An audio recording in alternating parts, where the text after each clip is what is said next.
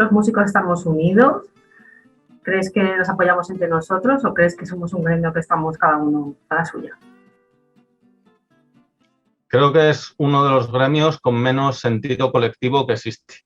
A nivel laboral, peor todavía, pero en sí como colectivo creo que no hay ningún tipo de unión, y lo peor es que creo que no hay mucho interés en que exista una unión, o sea, por parte de los propios músicos.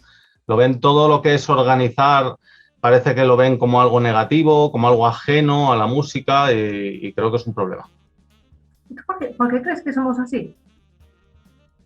Quizás una parte puede ser porque la música, aunque no debería enfocarse así, es cierto que tiene un carácter muchas veces competitivo. Somos individuos que, aunque podamos ser muy sociales, es verdad que también tenemos un componente de aislamiento en la práctica. Podemos ensayar en grupo, ¿no? Y con gente, pero te tiras horas a veces un poco competitivos, primero contra uno mismo. O sea, y hay, es decir, estilos, géneros. Yo, por ejemplo, que yo he estado en el rock, en el metal, son estilos ultra competitivos. Habrá gente que diga que no, pero son ultra competitivos. Veía mejor ambiente en el blues, por ejemplo, en el jazz también veía mejor ambiente. No sé si por la improvisación, por conectar, ¿no?, con otros de otra manera. Y luego, pues conozco mucha gente también de clásica y también existía esa competitividad, a pesar de que también tienes que conectar y tienes que tocar por secciones, etcétera. Y sin embargo, también veía mucho esa competitividad. Y yo creo que tiene mucho que ver con cuestión del enfoque musical que se nos da, del tipo de educación musical que se nos da. No se aprende ni a aceptar, digamos, las limitaciones propias, ¿no? Se nos empuja a lo contrario, y luego el mundo tampoco ayuda, porque el sector artístico es verdad que si no eres competitivo estás muerto. Eso no ayuda. O sea, que tú ves que, digamos, que se sigue perpetuando un poco el mismo patrón. Incluso en la gente joven, ¿lo sigues viendo? ¿O crees que ellos van a cambiar las cosas? A ver, siempre tengo esperanza de cambio. Sí que voy a empezar por ahí. O sea, yo no soy de los que dicen esto de no, esto va a seguir siendo siempre así, porque esa mentalidad es la que provoca que las cosas sigan siendo siempre así, ¿no? En psicología tenemos una cosa que se llama la profecía autocumplida, que básicamente lo que dice es que tú profetizas algo, ¿no? Y haces todo lo posible porque ese algo se cumpla, sea consciente o inconscientemente. Entonces, no va a cambiar nada nunca. No hago nada y, evidentemente, si muchos pensamos de esa manera, nada cambia. O sea, sí que la historia nos ha demostrado que hay muchas cosas que pueden cambiar, y que colectivos relativamente más pequeños que los músicos, que somos un montón, que eso se dice poco, que somos un montón, tendríamos una fuerza social increíble, pues colectivos mucho más pequeños han cambiado cosas. Entonces, sí podría cambiarse. Creo que sí que hay estilos, por ejemplo, donde ahora a lo mejor, aunque exista esa competitividad, se enfoca de otra manera, porque sí que he tenido alumnos alguna vez así, antes que daba más clases, ¿no? Pero he tenido alumnos más jóvenes que a lo mejor entre ellos pues tenía dos guitarristas que los dos eran buenísimos, y en vez de llevarse a matar, que es lo típico entre los guitarristas, por ejemplo, se llevaban fenomenal y colaboraban juntos. Entonces, hay casos en los que sí que hay un poco de esperanza, y luego creo que también está pasando algo, que es que los estilos que se aíslan mueren a nivel concierto. Y eso, aunque por una parte artísticamente es malo, socialmente no es tan malo, porque la gente se va a tener que acostumbrar a salir de su zona de confort, tanto musical como social, ¿no? De estilos, géneros. Y va a ayudar a que se expanda un poco. Yo creo que eso ayudaría un poco a la música, sin que el resultado sea, evidentemente, que tengamos géneros muertos, ¿no? Que eso ya no es tan deseable, pero sí va a ayudar. Y lo que pasa es que, claro, también está la otra parte.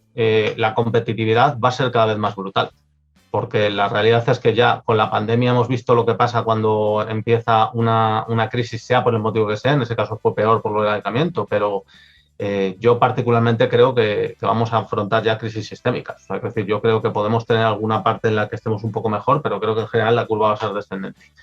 Y claro, eso puede fomentar más competitividad todavía. Y ahí va a estar un poco la toma de conciencia de los músicos como colectivo precario, porque es un colectivo totalmente precario en todos los aspectos, en todos los sentidos, en condiciones, en cotización, en sueldo, etcétera. Ahí va a estar incluso el acceso a educación, porque, oye, no es barato precisamente. La gente se cree que esto es, no sé, un músico se tiene que formar toda la vida, y cuando llega a un nivel tiene que coger un profesor con más nivel que a lo mejor le cobra 150 euros por una clase. Quiero decir que esto es así. Entonces, creo que ahí está la capacidad que tienen que tener los músicos, sobre todo ya de a lo mejor pues menos de 30, y los demás apoyando, evidentemente, porque siempre tienen que apoyar, pero para cambiar eso, ¿no? Para tomar una toma de conciencia de que es un colectivo precario. ¿Y tú eres de esos que se llevan las manos a la cabeza y dice, la música se está acabando? ¿O crees que los que dicen eso están exagerando? No, creo que siempre se exagera. Mira, todo el arte ha tenido periodos. O sea, tú tienes ciclos y lo que pasa es que los ciclos ahora son rapidísimos, eso sí que es verdad, los ciclos se aceleran. A lo mejor es cierto que estamos en un ciclo que está durando un poco más de lo normal, pero la música va a existir siempre. Es decir, eso que dice la gente de la música como arte desde el punto de vista estético, que se dice mucho en musicología, está muerta. En absoluto. O sea, para empezar, tenemos algo como, por ejemplo, las audiovisuales, desde cine, videojuegos, por ejemplo, que no existían antes tan amplio, digamos, como mercado tan amplio, series, donde se hace música maravillosa. Yo, por ejemplo, soy gamer, yo juego mucho y me encantan las bandas sonoras de videojuegos. Me parece que se están haciendo productos maravillosos. Lo mismo pasa con las series, que han elevado su calidad, que eso además también implica más trabajo, ¿no?, para compositores. Y además está saliendo de Estados Unidos. Hace unos años esto solo podía hacerse en Estados Unidos, ahora se hace en todas partes. El cine está atravesando también un ciclo, es verdad que está más enfocado en el diseño sonoro. Eso tampoco quiere decir que se esté muriendo la música del cine, como dicen muchos. Lo que pasa es que es verdad que a lo mejor es más homogénea que hace años, ¿no? Y no sería deseable que fuera tan homogénea. Vale, pero no está muerta. O sea, hay ciclos y creo que simplemente pues, vivimos un ciclo en el que además es cierto, a ver, la capitalización del arte va a llevar a simplificación en términos generales, pero el que antes no tenía dinero para acceder a un estudio, ahora lo tiene. Y aunque le escuchen como quien dice 4 gatos, nadie nos dice que dentro de 30 años no se ponga de moda lo que hay. Creo que tendemos a exagerar y a ser un poco melodramáticos. Siempre tendemos a exagerar de esa forma, ¿no? Pero porque no nos gusta el cambio. ¿Crees que es una cuestión humana? Sí, de hecho, mira, eso lo estudié en psicología. Primero, tenemos una resistencia al cambio y esta resistencia aumenta a partir de los 30 años. Hace poco han descubierto que se aplica en la música, en el gusto musical. Es decir, cuando tú pasas de 30 años, en teoría, en términos generales, esto no quiere decir que todos lo hagamos de igual manera, ¿no? Pero en teoría empiezas a tener menos apertura a música que no hayas escuchado antes, sobre todo de estilos diferentes. Y creo que esto se nota mucho incluso en los propios músicos, ¿no? Por ejemplo, ya te he dicho antes, el mundo del rock, metal y tal, es un mundo que en cuanto viene algo que no es este estilo, pues es lo típico, ¿no? De, wow, esta música es malísima, se está destruyendo la música, es que solo mola el rock, ¿sabes? De este estilo de lo que yo escuchaba en la juventud es lo único que vale. A mí, por ejemplo, a mí no me gusta el reggaetón. Yo lo he dicho siempre, ¿no? El reggaetón surgió cuando yo era relativamente joven, pues tenía 21 o 22 años. No me gusta, pero que el reggaetón esté de moda no quiere decir que no haya otras cosas ni que la música haya muerto. Incluso hay algún grupo que alguna vez me ha puesto algún amigo que ha dicho, coño, esta gente hace cosas bien, ¿no? Tienen sus adornos, tienen sus vientos y tal, pero sí que tendemos a rechazar todo aquello que no cuadra con lo que escuchábamos, sobre todo en la juventud. En términos generales, es como un proceso psicológico que se da en el ser humano que pasa con la música, con el cine, en general, con todo lo que relacionamos con la cultura. Y creo que en los músicos se exacerba más, porque quizás hemos vivido la música con más intensidad en la juventud, ¿no? Entonces es como que estamos más ligados emocionalmente a lo que escuchábamos cuando éramos jóvenes. Muy interesante, muy bien. Me gustaría también que me hablaras de esa propuesta que se te ocurrió hace años, que estabas haciendo un post, que lo leí y dije, wow, este hombre tiene que venir aquí a contarnos esto. ¿Puedes contarme eso, por favor? Sí, pues mira, estuve trabajando de asesor durante un tiempo y tenía acceso a gente, a diputados, a gente, digamos, que sí que tenía poder de decisión. Y un día hablando en una oficina estaban 3 de ellos, estaban 3 diputados y me dijeron que, porque les había comentado alguna vez que me gustaría pues que escuchasen un poco a colectivos músicos y tal, y me dijeron que sería interesante reunir, digamos, las propuestas de los propios músicos respecto a temas como el famoso estatuto, que ahora ya parece que empieza a marchar para adelante, el famoso estatuto de artistas, pero también, por ejemplo, una cosa que dije yo que me parecía importantísimo, que era el régimen, lo que es el régimen de cotización y todo esto, ¿no? Pues yo decía que el problema que tenemos en España es que si los ensayos, por ejemplo, que en muchos casos, sabes que en muchos casos no son pagados, es muy difícil que tú des 250 bolos al año para poder jubilarte después de X años trabajando, por no decir casi imposible, ¿no? Entonces yo consideraba que había que cambiar ese régimen, salirse de artistas y toreros, y luego que a nivel de ayuda a la cultura tenían que hablar con los músicos, sobre todo para empezar a utilizar las instituciones culturales de una manera más lógica. Me explico, este concepto, digamos que tardé tiempo en desarrollarlo, esto lo estuve pensando mucho tiempo. La manera lógica para mí es, ahora mismo las instituciones culturales normalmente apoyan casi en exclusiva, no, pero casi mayoritariamente aquellos estilos que ya son demandados por la sociedad y que suelen ser más apoyados por los medios. Por ponerte un ejemplo, pues pop o cosas de moda son lo que los ayuntamientos grandes van a traer a las fiestas de los ayuntamientos, ¿no? No hablo ya de los pequeños, sino de los grandes. Y lo que yo comentaba es que lo que tendrían que hacer las instituciones culturales es apoyar precisamente estilos que corren más riesgo de desaparición.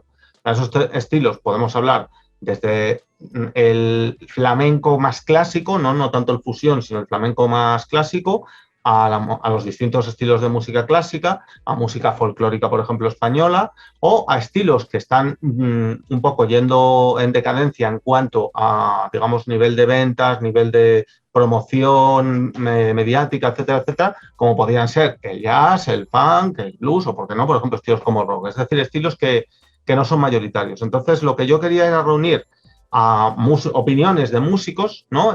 Primero quería acercarme a bastantes, que de hecho contacté como con 50 o 60 a través de redes sociales, a muchos los conocía, entonces me pareció un medio cercano por conocerlos. Para que me dieran opiniones, digamos, de cómo se podría mejorar, pues por ejemplo, desde la parte del régimen de cotización y demás, a la parte laboral, también hablando de derechos, ¿no? De condiciones. Si ellos consideraban que eran mejor autónomos, si consideraban que no debían de ser autónomos, sino que deberían de ir asegurados cuando fueran en directos, pues por las salas o los festivales, qué sistema consideraban más lógico y qué errores veían por parte de las instituciones. Y a partir de esas opiniones, lo que queríamos hacer era coger todo lo común, que además fuera implementable, evidentemente, es decir, que fuera realista, y crear una propuesta, ¿no? Una propuesta para que fuera directamente al Congreso. Muy interesante. La verdad que suena ambicioso y es una cosa que siempre he oído que se habla de eso, pero que como nunca se llega, digamos, a consumar, ¿no? Y en tu caso, ¿qué pasó? No se llegó a consumar porque no contestó prácticamente nadie. Wow. Y la mayoría lo hicieron con evasivas, otros directamente decían que no les interesaba la política, que no, quiero decir, te puede no interesar la política mediática, como llamo yo, ¿no? Pero la política en estas cosas te tiene que interesar porque rigen tu vida. Y otros directamente les sentó incluso mal, porque dijeron que bueno, como que era una forma de aprovechamiento por mi parte de la música, que yo pensaba, mi sueldo viene de ser asesor, meterme en la música lo tengo que sacar de mi tiempo libre, ¿sabes? O sea, pero hubo un rechazo bastante fuerte. Recuerdo que hubo 2 o 3 personas que me contestaron con iniciativas muy interesantes. Volví a hacer un poco el anuncio por las redes sociales, intentando hacer otro llamamiento y nada, fue un vacío absoluto, la verdad. Ahora que ha pasado el tiempo, ¿qué es lo que piensas? Creo que tiene mucho que ver con lo que hemos hablado antes, con que somos un colectivo muy desunido y creo que hay mucha suspicacia. Entonces, también hay otra componente que yo entiendo perfectamente, porque ese componente viene por culpa o causa de los propios políticos, que es que los músicos siempre se han sentido abandonados por los políticos y cualquier cosa que venga de política hace que sientan aún más suspicacia y desconfianza. Y creo que esa parte tiene un componente emocional y también un componente lógico. O sea, eso lo puedo entender. Pero creo que sí que viene mucho también de esa noción de yo no me interesa la política, no quiero meterme en estos rollos, si un músico se mete con esto mal, porque nosotros nos tenemos que limitar a hacer música, que es una cosa que oyes mucho también, y al final creo que no hay conciencia en los músicos de que a los políticos, esto es muy duro que lo diga alguien que sea asesor, pero es una realidad, a los políticos no les importa un bledo los colectivos que no les pueden molestar, y por molestar me refiero hacer declaraciones conjuntas, montar asociaciones, montar manifestaciones. Si no se hace eso, a los políticos les da igual, no van a hacer nada por ese colectivo. Es decir, en política, por desgracia, si tú no peleas para que haya un cambio y si tú sobre todo no protestas de forma enérgica y visible, los políticos no te van a hacer ni puñetero caso. Entonces, creo que es un problema, digamos, múltiple. Por una parte, esa suspicacia hacia la propia política, que yo te digo, sí que la puedo entender, aunque no lo comparta en cuanto a no hacer nada, pero la puedo entender. Y luego, por otra parte, creo que la desunión que tenemos evidentemente juega en contra y ha jugado en contra siempre. O sea, yo, por ejemplo, he tenido que hacer macroiniciativas cuando era asesor de apoyo de comunicación, yo me dedicaba mucho a marketing digital y comunicación política, y tenía que hacer iniciativas de apoyo a un colectivo que desde la política se consideraba importantísimo y todos se peleaban por tenerlo porque tenía un sindicato que a lo mejor tenía 1000 personas. y te decían, no, es que de esto viven 100.000 familias. Y claro, yo pensaba, ¿y de la música cuántas familias pueden vivir? O sea, es probablemente 10 veces más. O sea, y me quedaré corto, pero probablemente sí, entre la música como actividad a tiempo completo y la música con actividad a tiempo parcial, hay una dependencia brutal. Entonces, creo que la desconfianza propia del colectivo musical hacia la política, aunque pueda tener una base lógica, creo que Juan no está contra. O sea, que tú crees que a pesar de que hemos vivido una pandemia y la situación que han vivido muchos músicos, ¿tú crees que si planteásemos esto hoy, conseguiríamos el mismo resultado?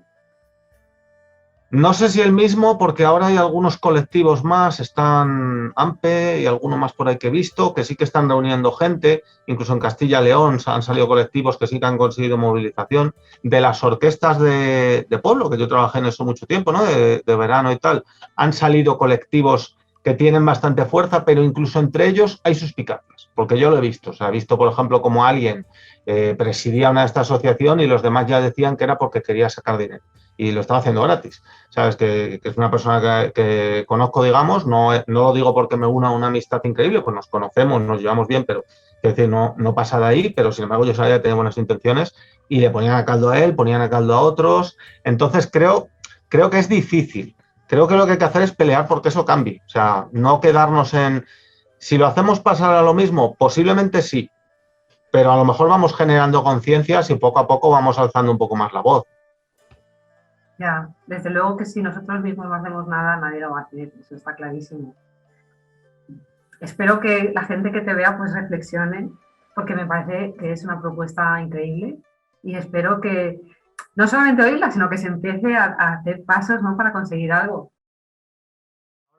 No me dedico profesionalmente, aunque estoy estudiando más que nunca, curiosamente, pero fui profesional durante bastantes años, era profesor, daba clases, tanto en academia como particulares, ¿no? Pues muchas veces salía, por desgracia, más a cuento particular, precisamente por las condiciones que solemos tener, ¿no? De tanta media jornada y cosas por el estilo y cotización mínima. Y tocaba la guitarra eléctrica, tocaba también algo el bajo y estudié un poco de canto, aunque no me gusta mi propio timbre, con lo cual lo llevo mal eso.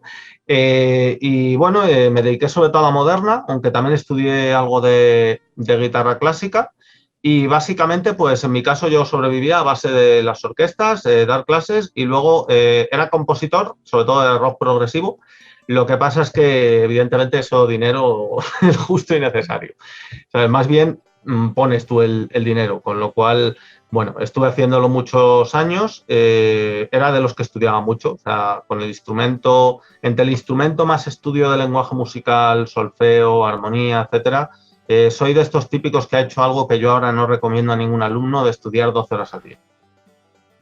Que ahora les digo que no. O sea, cuando yo tengo un alumno, digo, no hace falta tocar un instrumento 8 horas al día porque te vas a destrozar además físicamente.